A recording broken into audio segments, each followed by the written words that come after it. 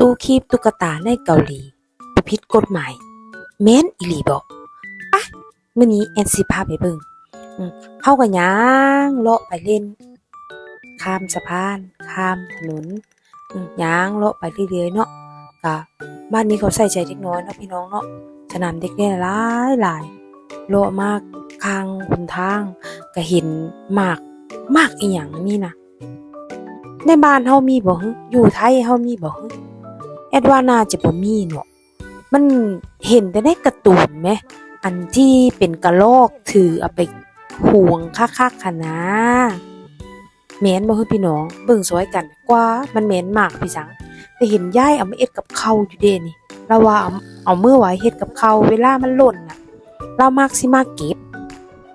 มาอันนี้หั่นไปเฮาย่างข้ามทางกันเข้าไปในเมืองเนาะบัดนี้เนาะรอไฟแดงข้ามบนทางเนาะจ้าตอนนี้เฮาก็เข้ามาถึงในตัวเมืองคักๆแล้วมันเป็นซอยดอกพี่น้องมันเป็นซอยไปตอนเนี้ยเข้ามาในซอยนี้ถือว่าร้านเกมหลายแห้งเลือกเอาพี่น้องอยากได้ตัวน้อยตัวใหญ่อยากขี่แบบใดแบบ2ตัวผู้ติดกันก็มีเด้พี่น้องมันคักอีหลีเด้มันเสรีอีหลีเด้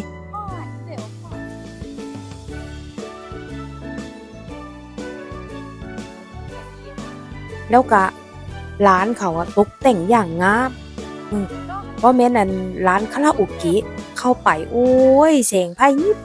ยับคักคือหยังนี่อันนี้น่ะเป็นร้านขายของแบบคือยอดเหรียญน่ะเป็นของญี่ปุ่นเด้จ้ะส่วนหลายสิเป็นของญี่ปุ่นอันนี้ก็เป็นแบบกดนะพี่น้องมีหลายอันหลายแบบเนาะอันแนวเพิ่นมาหลอกเอาเงินนะอันตุ๊กตากระทั่งตัวน้อยตัวใหญ่มีเบิดมีคู่สีเอาเซตโดมีคู่แบบเอาเซตโด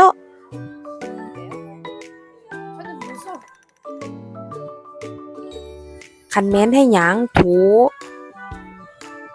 ซอยปะยานหลายกว่า10อยู่พี่น้องอัน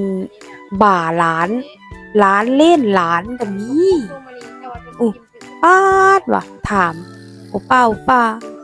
อันอยู่นี่นะมันบ่ได้ผิดกฎหมายติเขาเปิดเสรีติแบบนี้เขาบ่จับบ่เราว่าเอ้าพระสิจับเป็นหยังประสาทตูคีบตุ๊กตาซื่อๆเราอะใครอยากคีบตัวใดก็มาคีบบอกว่าคะแนนมีเงินมาหยอดเถาะว่ะเราว่าคักอยู่ได้เนาะย่างจนมื้อยางแล้วไปพากันมื้อเถาะเขาสิกลับเลยเด้อพี่น้องย่างมาผัดเห็นร้านเขาขายตอกปุกกี้นะว่าปะแวะเบิ่งก่อนนะมันคือหอมๆสันดอกว่ะลองซิมเบิ่งย่ามฮ้อนพี่น้องกินตอกปุกกี้กินแล้วมันก็คือพดคือพางอ้อเองได้มันอยากเนาะหอมเลยเนาะ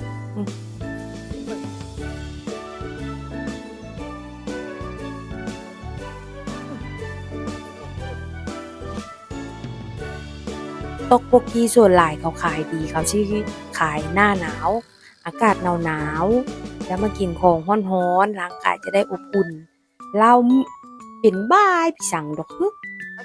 ย่างเลาะเมื่อยมาได้กลิ่นหอมผัดจะกิน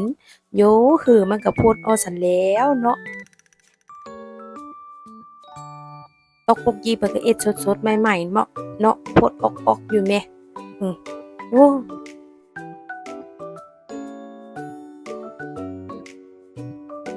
ปานนั้นแล้วก็ทางเลาะมือบ้านก็ย่างเลาะชมวิวไปเบิ่ง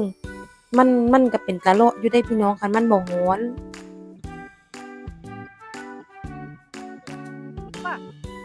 แล้วพ่อบ้านก็เห็นหลานซื้อลอตโตเราว่าลองเบิ่งเสี่ยงโชคเบิ่งว่ะสุดท้ายเด้ออากาศร้อนมื้อนี้แวะร้านไอศกรีมซะก่อนกินไอศกรีมซะก่อนเนาะจังกลับเพิ่นว่ากินก็กินคือสิคลายร้อนได้ดีก็กินไอศกรีมแล้วค่อยกลับบ้านคลิปหน้าเจอกันใหม่เด้อจ้าว่าแอดสิพาไปไสแน่ถ้ามีอันใดแปลกๆอันใดใหม่ๆเดี๋ยวสิ ไปถ่ายคลิปมาให้เบิ่งกันเด้อจ้ากดติดตามให้เด้อจ้าเป็นกำลังใจให้แอดแน่เจอกันใหม่ EP หน้าเด้อจ้าสวัสดีจ้า